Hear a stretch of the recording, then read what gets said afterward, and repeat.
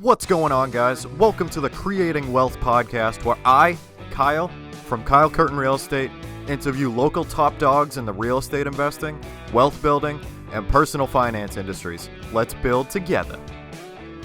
What's up, guys? This episode of the podcast was super informative with a really great guest. We chatted about absolutely priceless tips for getting started with your first house hack or investment property, getting that one yes that you need, the extraordinary power of networking, and so much more. There is a ton of value, especially for those just getting started in this episode, and I hope you enjoy. Let's jump right into the episode. What's going on, guys? Welcome to episode 23 of the Creating Wealth Podcast. Today, I have the great pleasure of interviewing Forrest Lennhoff, a phenomenal real estate investor in the Lowell area and owner of Lennhoff Property Management. What's going on, Forrest? I'm extremely excited to have you on, man. How's everything going? What is new? Hey, how's it going, Kyle? Things have been going good. We are busy as always over here. Let's see what's new. I just stabilized my most recent purchase, 6-family that I bought in Lowell back in December. So that would be what's new. I'm getting ready for, see what's next on that front. That's great, man. That's amazing. So to pretty much, kind of jump right into things, what's kind of like your real estate story? Like your backstory and, what kind of got you into it? And I don't know, I guess what got me into it was, when I was like 21, I got pre-approved to buy a house. And, at this point, I'd been like looking at multifamily as a possibility, more so for the fact that you can house hack a multifamily and live for free. And I got pre-approved for a mortgage, and it was like $200,000. And I live north of Boston, so that basically means you can't buy anything. Yep. And so when I learned that you could expand your buying power by owner occupying a multifamily, all of a sudden, since I couldn't afford a single family, my two options of moving out of my parents' house were either move into an apartment in a multifamily or buy the multifamily and live in the apartment still. So like the living situation was the same. One I'd be renting, and one I'd own the whole building and live for free. That's awesome, man. That's a beautiful decision.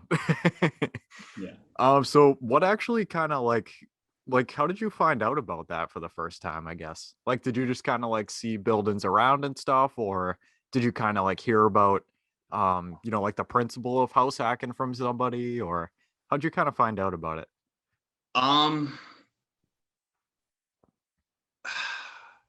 So I mean, I had like done a bunch of research on my own, like I just searching the web and all that, and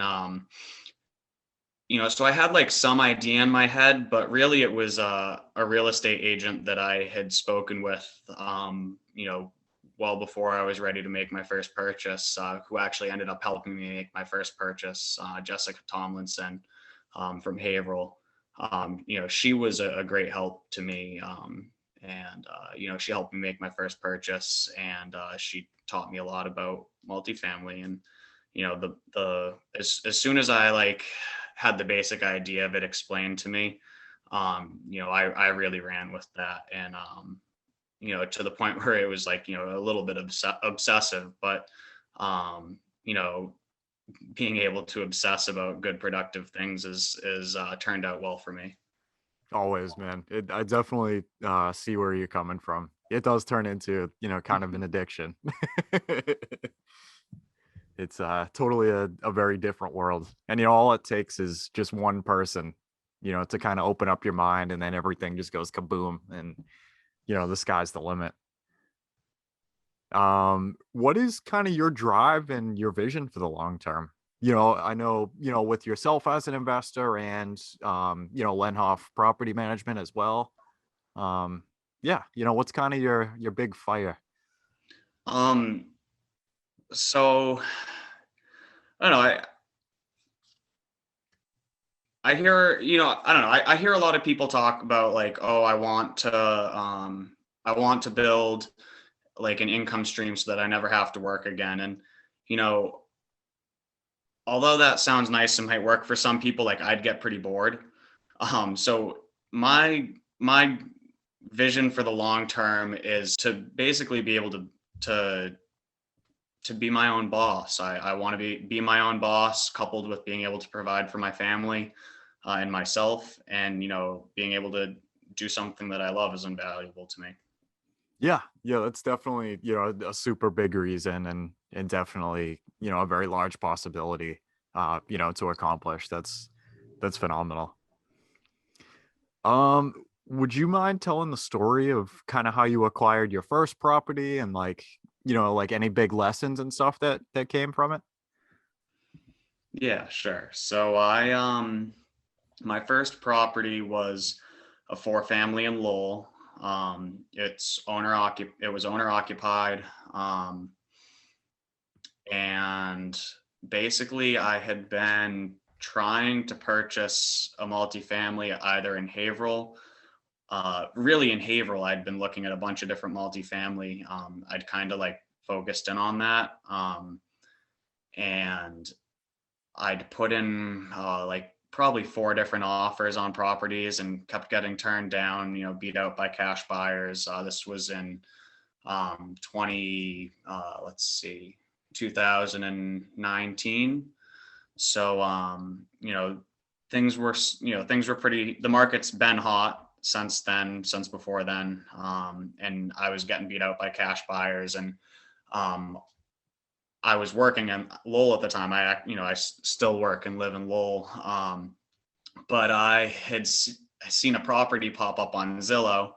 It was the four family that I ended up purchasing. And, day one, I saw it like a couple hours after it was listed, drove by after work. And I called my agent about it right away. I was like, I saw this property. It popped up on Zillow. Like, I want to schedule a showing and potentially place an offer. Like, this would be perfect. It was definitely stretching my budget a little bit. But basically, I found it. I'd been watching the market like all day, like morning, lunch break, and afternoon. So I saw it right when it showed up, but I was the first person to request a showing. I was one of the first people to get in there, and I know I was the first one to make an offer on it. Mm-hmm. So I offered a little bit over asking. I think it was on the market for 409, I think it was, and I offered 415, and I got it. It's a four family. It had four 1-bedroom apartments. There were all but one were vacant. And the person who lived in the occupied unit was moving out on sale. So yeah, I mean, I bought the place. It needed some work, nothing crazy. I had like no money left because I used it all as a down payment. And yeah, I had to like buy down the mortgage amount because the rents appraised a little bit lower than we had calculated. So like my buying power got shrunk. So I was like really really broke when I bought the first place. But the units appraised for rent at $800 a month on the appraisal, and I was like, that guy's crazy. Like, he probably doesn't know the market of Lowell, because I've been watching rental listings for the last year, and you can't get anything for that in Lowell. So yeah, I was basically just I ended up getting like $1,200 a month for rent in each of the units, even though they appraised at 8. That's been like a very common theme with my purchases, is that they appraise at one value, and then I fix them and end up getting like 30 to 40% more than they appraised at. Like, I mean, I don't know. I've been good at I'm good at turning around units, but like also for some reason I feel like I just keep getting stuck with appraisers who have no clue about the rental market, which is like totally fine, but it's just like some of them leave you scratching your head. Yeah. That's amazing, man. That's definitely very interesting. That especially, kind of like going back to, kind of the beginning, um, about just moving like super fast, like right when you saw the property to going to see it, and then putting it over and putting in an offer over asking, especially at that time, never mind now. Yeah. That's crazy, man. Would you say Yeah. that like speed kind of played a big part of like that first property, or like did it Yeah, just kind of work absolutely. out? Hmm. Absolutely. I mean, it was, I was, I was the first with a bunch of the key things, including Yeah. making an offer. And, I acted fast. I'd done my research ahead of time. I was ready to go. I'd been pre-approved. I'd made multiple offers previous to it. Like I was ready, Hmm. was like probably the most important thing. So I was ready. I acted fast, and the whole thing was pretty fast. Like I bought it. I closed relatively quickly, and then I renovated all the units myself, working 80 hours a week between that and my regular job. And I got tenants in right away, and I ended up cash out refinancing that property 4 months later. That's So beautiful, man. You yeah. definitely can't beat that. Wow. So when it comes to cash out refinancing, right? How I guess how did that kind of work in your experience? Like you bought the property, you put a ton of work and sweat equity into it, and then like all of a sudden, you have a property that's got a lot more equity than it did before. Now, I'm trying to figure out what I'm trying to say here. So Uh so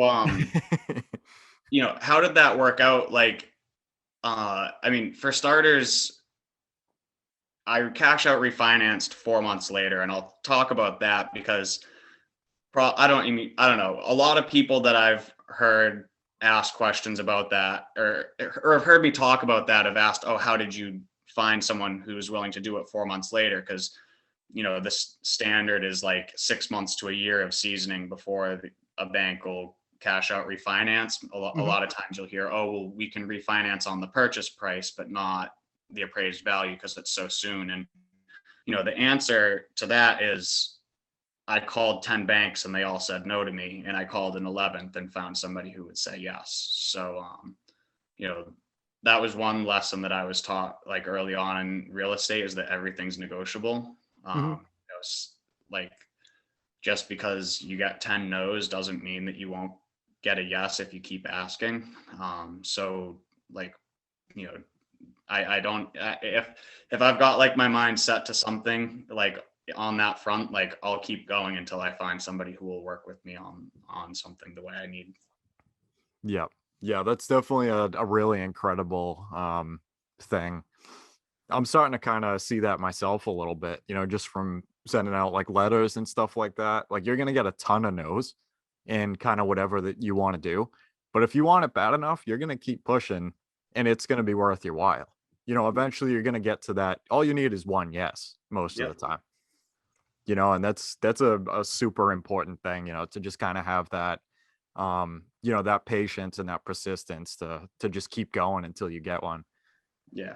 That's awesome. That's such an incredible lesson. Ooh, so this question as well kind of gets into, you could totally answer like as an investor, as a property manager, both. It's up to you. What do you consider to be the biggest variable to expand your portfolio or your clientele?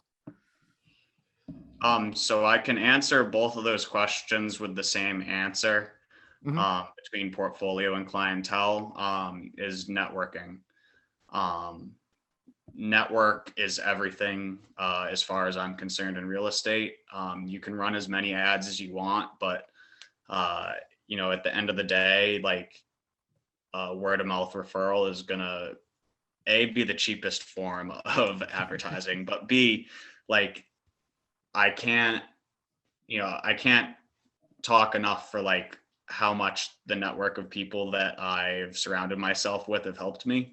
Yep. You know,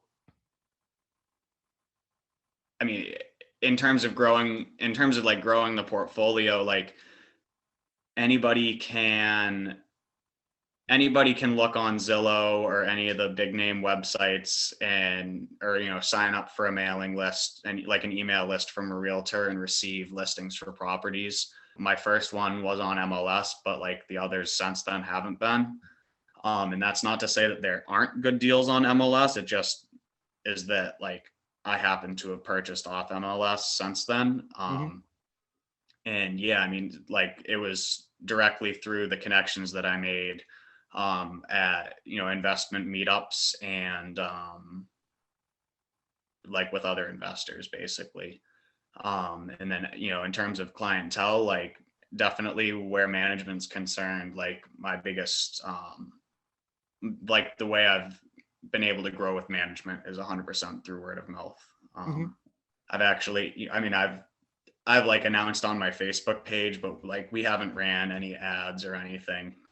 So we're a small family owned company. It's my wife Taylor and I run the management business, and so like we're growing at a rate that's comfortable for us through word of mouth alone, and like there's really no reason to do anything other than that. The best relationships are formed through that way anyways, in my opinion. So yeah, the power of networking is literally just insane. It's absolutely ridiculous, like the amount of stuff that you can learn and like doors that open up, as well, to kind of help other people out as well, and then connect other people to other people in your sphere, and just be able to help out tons of people, and everybody's happy, and it's really just an insane thing, man. Like once you kind of get out there like for the first time and kind of meet even like just that first person, yeah. It's the sky is totally the limit. It's crazy, especially like I remember when I was considering going to my first meetup a couple of years ago, I wasn't really sure how people were going to look at me, like not having any properties or anything. And like, I thought I was just going to kind of be there, you know what I mean? And people actually like want to talk to you if you have an interest, and just kind of like, meet you and kind of shoot the breeze and help each other out and everything. And it's like, you don't have to have a lot of, like crazy properties and stuff like that, to have conversations with people. It's especially in real estate investing a lot in particular. I'm sure you know a lot better than I do. For the most part, I mean, people are pretty apt to helping each other out and stuff, and it's pretty mind-blowing, at kind of whatever stage in the game that you're at. Yeah, absolutely. And I don't know, I mean, I think that that kind of follow it, that can like expand into like your entire life, but like Yeah. as it relates to management as well. And I have friends that have different businesses, whether they be plumbing, carpentry, roofing, all sorts of stuff like that. I'm an electrician. So like to be able to refer other people out like that, like, people don't forget about that stuff. People are like much more likely to help you when you help them. So it just kind of comes full circle, regardless of what you're doing. And, they remember when you're not willing to help them too. Yeah. I couldn't agree more. I totally feel like the concept of karma is totally a real thing. Like if you just go out wanting to help people and like, have really genuine what's the word? Connections.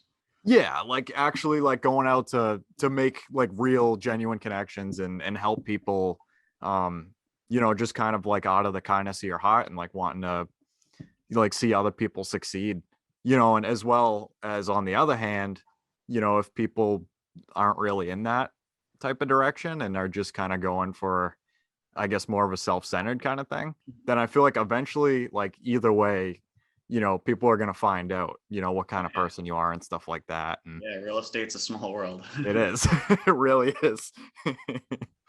Yeah. Yeah, that's incredible though. I mean, the power of people is really crazy. Yeah. Especially for, steadily growing and stuff with the company and, not having done any like sponsored advertising or anything yet. Mhm. Just from like just the word of mouth, and it's crazy the power of Yeah. it. Moving on to our next question, man. What is the most important lesson that you have learned over your career so far? Important lesson I've learned over your career. Just because you can do it doesn't mean you should do it. Mhm. This is like a lesson that I learned when I renovated the first 4-family that I bought. Granted, I was constrained by finances and didn't have much of another choice.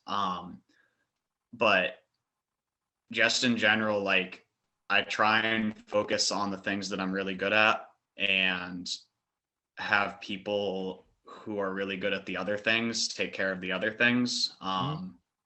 I like being in the trades originally, like I'm an electrician, I used to pour concrete, like I did carpentry for a while. So like I know enough to get a lot of stuff done, but I don't know enough about stuff other than electrical to do it as well as it should be done, I guess is Mhm. the way I'm trying to say it. I rely on my network of contractors now to get things done. Obviously having a management company changes things as well. It's no longer just working on your own property, your own house. But just in general, I try and focus my time where it is most productive. And in turn, specifically in real estate, is most lucrative. And anything else that, I try and pass off to the people that are best at that. Mhm. Yeah, I feel like that's a really, really good point, man. Um, you know, just kind of like being an expert at time management, and just because, like you said, just because you can do certain things doesn't mean that's, where your time, which is extremely valuable, is best well spent. It might be like a lot cheaper to, sub out like different aspects of renovations and stuff. Um, to have it get done like more conveniently and maybe a little bit better, just because of people doing it like all the time. Mhm. While you're looking for your next property or doing other stuff. And yeah, that's definitely so true. Yeah. If it's your first, try and do a lot of the stuff. It is good to like have at least tried it once and Yeah. or at least have an idea of what's going on before you just pay somebody to blindly do it. And like if you can have that little bit more understanding, like that's also beneficial. Hmm. But yeah, time management and delegation is something that's been beneficial to me. Hmm.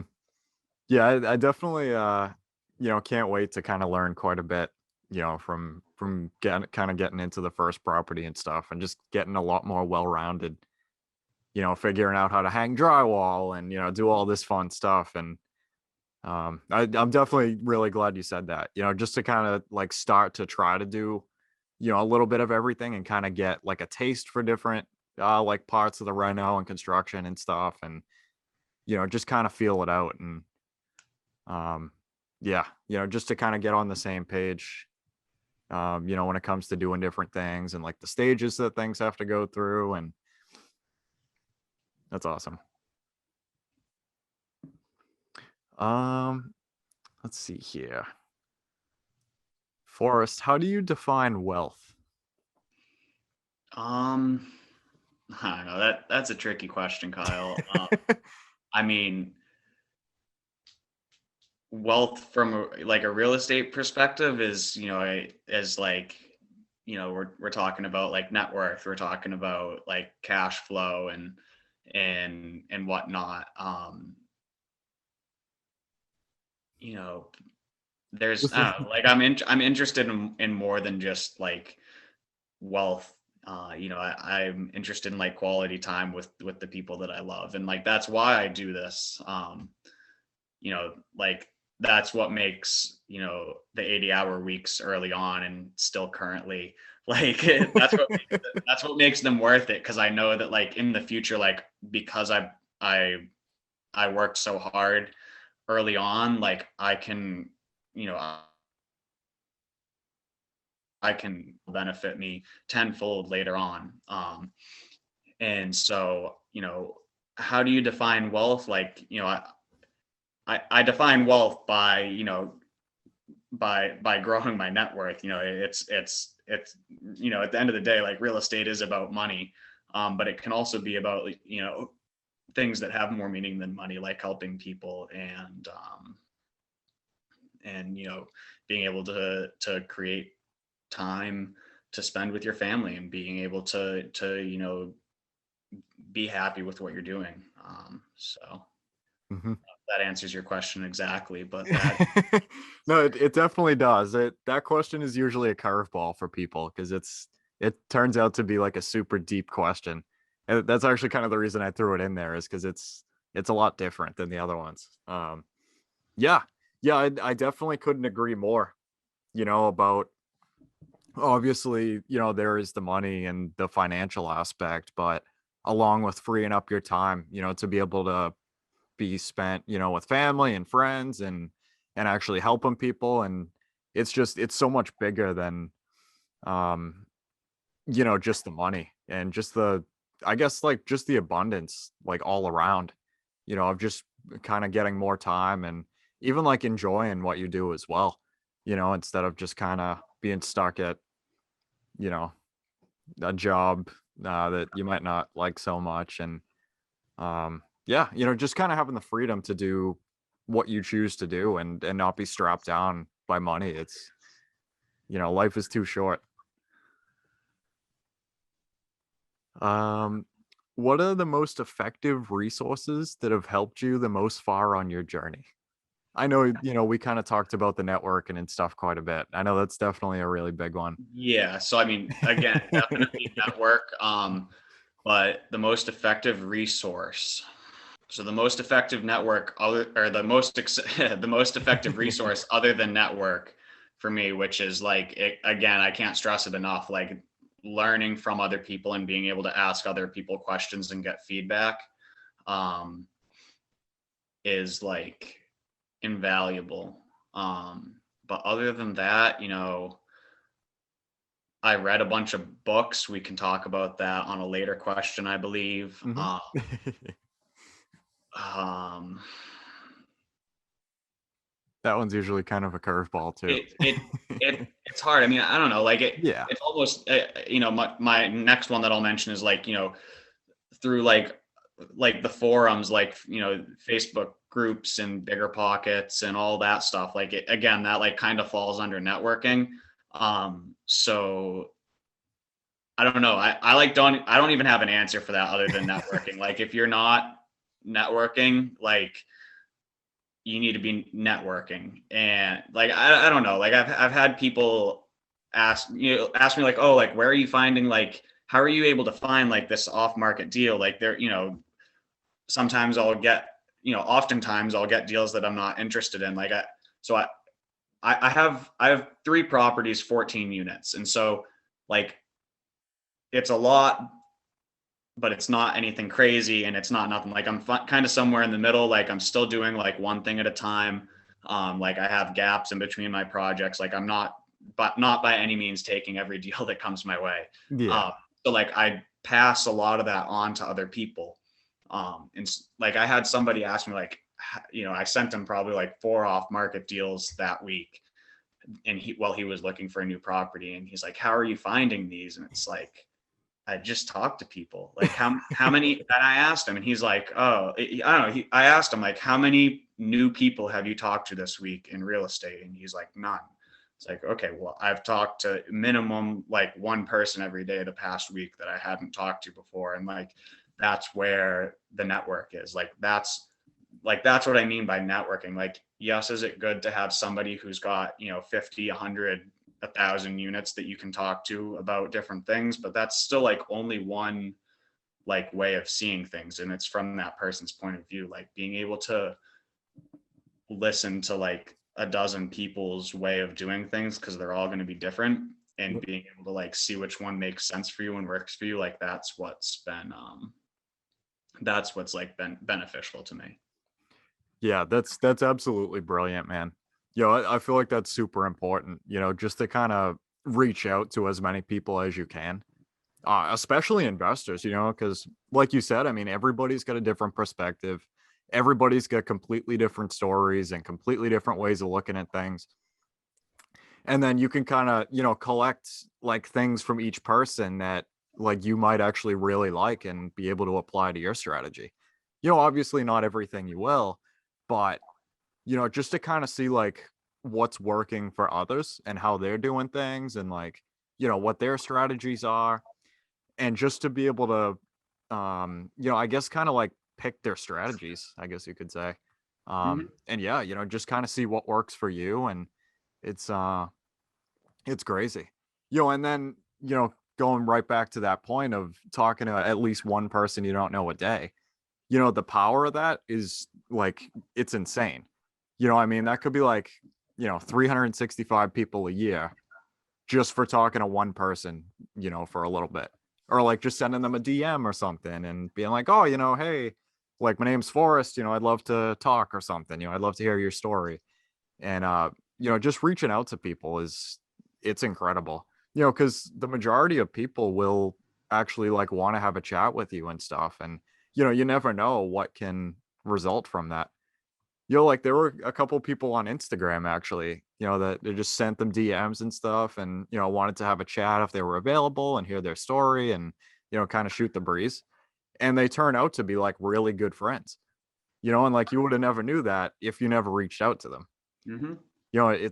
It really is incredible, Yeah. and like whoever it is too, you know what I mean? Like they could be in this area, they could be, out of state somewhere, they could be doing like flips, they could be doing buy and holds, like, Airbnbs and everything. Like just like every single person's strategy is different. But I mean, there are going to be some things that like a lot of people tend to have, and to be able to take certain things from, I guess, people that are doing great things and kind of see what works, just to kind of study the greats, I guess, and, have some fun and make some friends while doing it. The doors that can open up are like ridiculous. Yeah, couldn't agree more. Yeah, that's definitely a really big one.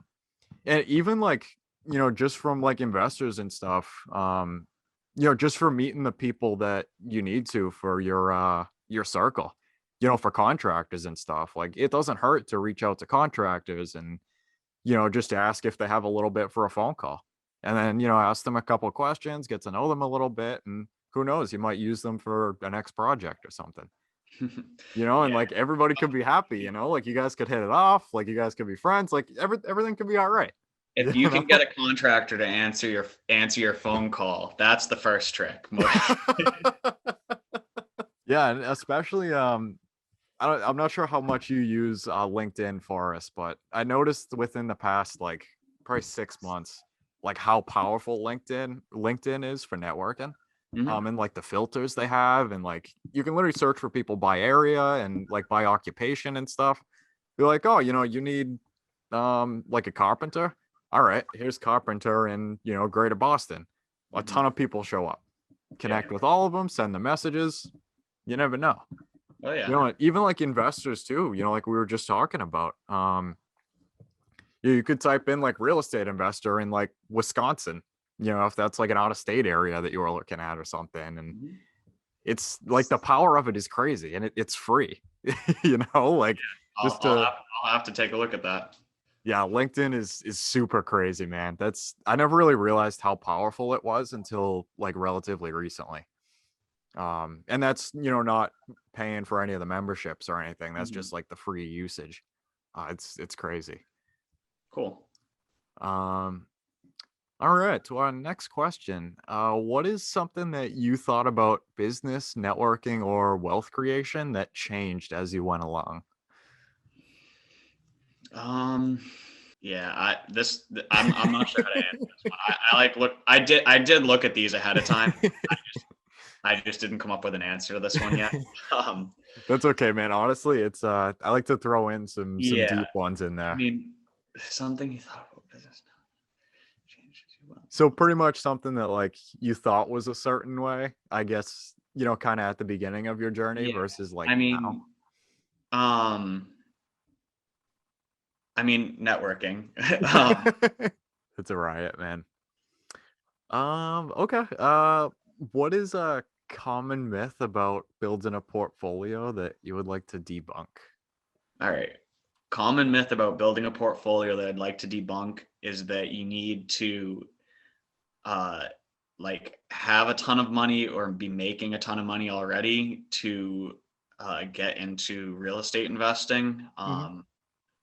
I was making like $18 an hour, I think, when I bought my first multifamily. Which like, obviously like it's not nothing, but it's not necessarily like, oh wow, that's a lot of money. Like, so if you make $18 an hour now, like, good, that's like a good start. Like, then you look at like, you look at your spending and like friggin' just cut everything out and just save and like work extra. Like I was working, I was working like 80 hours a week before I bought my first place because I was, like I was working for my employer and I was working afterwards for like other customers that were my own, Yep. and like doing a couple jobs on the weekend, like every weekend. Like I was working like 7 days a week, like, you know, and some nights for uh, a year or so, maybe 2 years before that, before I made my first purchase. And like, um, you know, I understand that that's like a luxury as at the time, like single person with no kids who lived at his parents' house. Like I see that there was like, I had a lot of things going for me and the ability that I was able to do that, but like, it doesn't have to happen tomorrow is the answer is like, you know, building a portfolio. It doesn't, the question shouldn't be, for the average person, the question shouldn't be like, how do I buy an apartment building? It should be like, how do I save up $10,000? And then you've done that, you've shown the ability to save that, and now it's like, okay, so rinse and repeat until you've got enough, um, for a down payment. And the next part of that is like, you don't need to save up $100,000. Like, that's the best part. Like, educate yourself on what like loan programs are out there, because there are a lot of them, and there's cities that'll give you money for like down payment assistance and closing costs. Like FHA loans, which let you put 3.5% down. Like, what is that? 3.5% down on like a $400,000 purchase is like 14 grand. So, you know, is it going to be tricky to buy that, to buy a multifamily for 400 grand with 14,000 down? Like, yeah, it's probably going to be a little bit tricky, but like, it's not impossible. Hmm. So, save up. Like, the best, like the best piece of advice is like, for starters, I totally skipped over this one. Like, It's okay. buy a multifamily, like a 3 or a 4 family if you can find it, and house hack it. That's the piece of advice. But like, and to get to that point, like, save up your money. Like, you don't have to be rich. Like, you know, just work hard. Yeah. I couldn't agree more, Forrest. That's so true, Like just to kind of like get as much education as you can and just really like boil it down. Um, it's definitely not impossible. Um, just to, kind of get that first property under contract and stuff. Mhm. And I just got off track. You froze on my end, so I missed like half of that anyways. We were on question 9 though about new investors wanting to start. Yeah. And like I talked about like wanting, how do you start? Like that's how I started. That's how I would suggest everybody starts. Yep. And on the other side of that question was and manage their rental portfolio. So I'll talk about management for a minute. I self-managed. I've self-managed from the beginning. I think you should self-manage at least your first for a year. Mm-hmm. If you don't, you can call me and I'll happily take care of it for you. Call Forrest, guys. I really think you should at minimum manage the property that you live in. Yeah. So you know what it takes. So you know what you're paying for when you hire a property manager. So that when you hire a property manager and something's not quite right, like you can say, hey, this isn't quite right. Like I need you to do that differently, or like I need somebody else. And so once you start, like the second step is management. And if you do it for a year or whatever, and you decide like I don't want to deal with that, like that's fine. Like most people don't. That's where I come in. Like that's what my service is that we get to you get to have a management, you get to have me take care of basically everything. Like you are a property owner and you receive a check once a month with an expense statement, and if any major issues come up, like I can bring them to your attention and like we can deal with it from there. But like it takes the day-to-day out of owning property, which for some people just don't want the headache. Some people don't have the time for it. Like there are dozens of different reasons why you would hire a property manager. You don't know who to call when there's a leaky pipe. You can't get a plumber to show up. You can't get an electrician to show up. Or like two of the biggest problems like I hear from property owners, whether it's rental or not, is like they can't even get people to show up. But like, that's where some of my strengths are, is like my network of tradesmen and contractors is very strong. So, I can get the people to show up, and, like that's like the biggest part. Like if you can't get anybody to show up, you can't get anything done. Mm-hmm. But like, aside from that, like my wife and I like dealing with tenants. Obviously there are situations where it's like uncomfortable or like, not a good conversation to be had. But at the end of the day, like you have an opportunity as a property owner and as a landlord or a property manager to help a lot of people. And people realize when you're trying to help them and when you're trying to screw them, and oftentimes act accordingly. And so, if you can, if it's a tricky juggling act, but if you can manage to make both the property owners happy and your tenants happy, like it makes your job very easy, or at least a lot easier. And that is like a tricky juggling act to keep all parties happy. And it definitely doesn't always work out that way, but yeah. Yeah, I can imagine that can definitely be difficult sometimes. But yeah, I really think what you mentioned earlier about like self-managing at least your first property for at least like a year could be extremely valuable, just to kind of like get a feel for like dealing with tenants and like dealing with issues as they come up, and like how to fix things, and like getting that, I guess, taste of real estate investing instead or before, like just kind of subbing it out, for whatever reason that may be. Like you said, whether it's, they don't want to deal with it, or, for some that could be scaling, they can't really have their attention, focused on one property at a time, so they hire a property manager like yourself.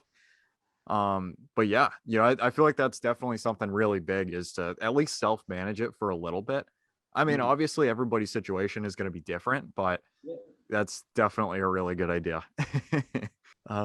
So our next question here. So we did that one.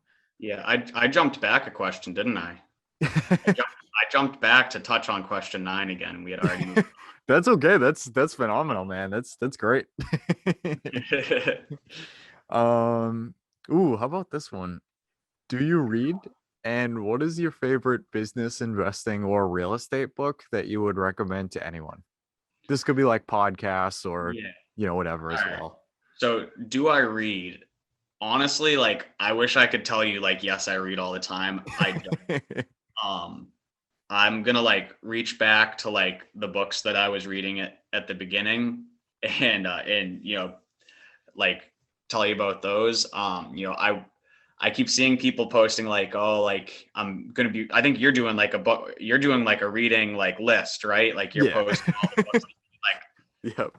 like I wish I made the time to do that, but that's not something that I read a book called um what's it I have it right in front of me. I read a book called the Section 8 Bible. Mhm. Uh and that was referred to me by another investor. And yeah, I was just about to buy a property that had Section 8 tenants placed. And I was like still learning about Section 8 and housing assistance and all that. And like I read through the book, and it basically like really broke down like Section 8 tenants. You know, I love my Section 8 tenants. I have, more than half of my tenants are Section 8 right now. I've had a lot of luck with them.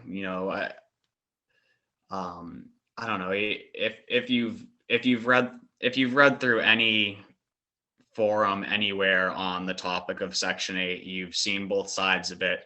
One side says, you know, it's great, it's guaranteed rent, like, and the other side says, oh, they're awful, they did this, they did that, and it's like, you know, it kills me to read through them, those posts, because like from my experience, the way a person treats the apartment that they live in is completely independent from where the money comes from. Mhm.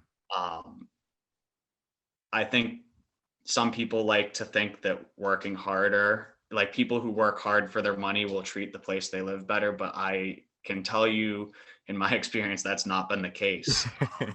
You know, the way I look at it, like with Section 8, is that, my Section 8 tenants are, you know, they're families who need a place to live, and they have a source of income which is more secure than somebody's job. And they're just like any other tenant as far as I'm concerned. They get screened.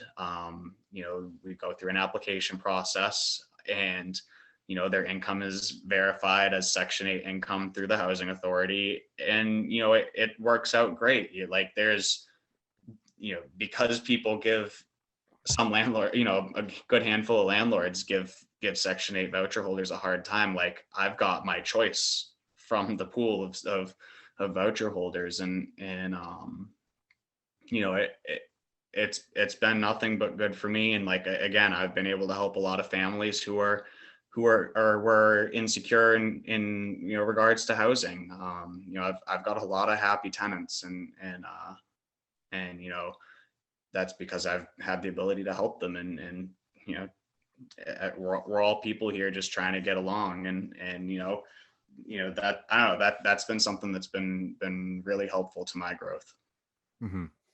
That's awesome. Would you say that so I've heard it on, I think, the Bigger Pockets podcast. They say like when it comes to Section 8, um there are like great Section 8 tenants, and obviously, maybe not so great Section 8 tenants, Mhm. but as well as like regular tenants. Like there are great tenants and there are not so Absolutely. great tenants. Absolutely. I mean, so I I'm an electrician, and I've worked like in service, like specifically in apartment buildings in the past, like big apartment buildings, where like, I've been in. There's a building downtown Lowell it's like 12 floors, I think it is. It's like one of the biggest apartment buildings in Lowell, and I've been in every single apartment in that building. Doing like literally like for fire alarm work and all that stuff. Like I had been in every single apartment over the years that I was doing service work there. And like, so I've seen the condition of every apartment, and it's like literally 50-50 in my opinion. I just don't think it makes a difference. Like if you're either going to get a tenant that treats their space well or they're not. And like, there's nothing you can do about it. There's like very little you can do to tell ahead of time. And you just got to roll with it and put your foot down and be a good manager. At the end of the day is like the only protection you really have for that stuff. If you are an absent, if you're an absent landlord or manager, like obviously that's going to get out of hand. But if you're not, then like you're going to catch it early and address it, and then it becomes less of a problem in the long run. Yep, that's super important, man. That's awesome.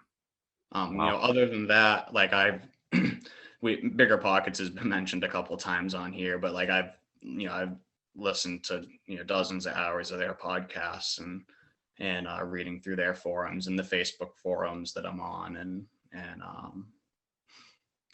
there's a bunch of other podcasts. I've listened to tons of different podcasts, and I did another podcast after I bought my first property, it was almost 2 years ago now, that I did that podcast, and I don't know, it's the next best resource to networking and talking face to face is reading what those people wrote. Mm-hmm. Wow. Yeah, that book definitely sounds really interesting. I'll have to check that one out. The Section 8 Bible. Yeah. What was the first book again? Every Landlord's Legal Guide. It is like it'll put you to sleep if you're having trouble sleeping, but there's a lot of good information in there. Yeah. And that was the one that was like a textbook, right? Yeah, it's like a textbook. It is a textbook, not like a textbook. Yeah, I definitely have to throw those two on the list. They sound, like they're jam-packed with information and, really great resources to, to learn from and stuff. That's great. But yeah, thank you so much for coming on here, Forrest. It's been a great honor, man. It's, I absolutely love to kind of hear your story and have our conversation and stuff. Where can you be found on social media? Both you and, Lennhoff Properties, of course. I can be reached, on Facebook at, Forrest Lennhoff. It's Forrest Lennhoff.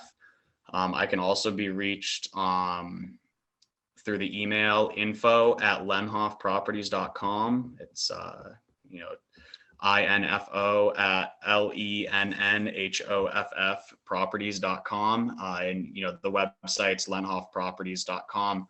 All my contact information's on there. Our management pricing's on there. And there's a nice little about us if you want to get to know us a little bit more on the personal side. And I'd be happy to talk to anybody who listens to this about, whatever they're up to in real estate, and, get some networking in. And if anybody needs management, I'm happy to be a service there. And thanks for having me here, Kyle. Of course. Yeah, guys, definitely go talk to Forrest. But yeah, the pleasure is definitely mine, Forrest. It was, it was a very, very good time. And, I can't wait to keep, seeing the things that you're doing, and you're doing really crazy things. But yeah, thank you so much. All right, guys, that concludes our Creating Wealth podcast episode for today. I want to thank every single person that has listened this far. It really means a lot to know that people can learn from me and with me as we build wealth together. Hopefully you can take home at least one thing from this podcast that will improve your life just a little bit. If you could, please check me out on social. That's at Kyle Curtin Real Estate on Instagram, Facebook, and I'm on Bigger Pockets. Until next time, let's build together.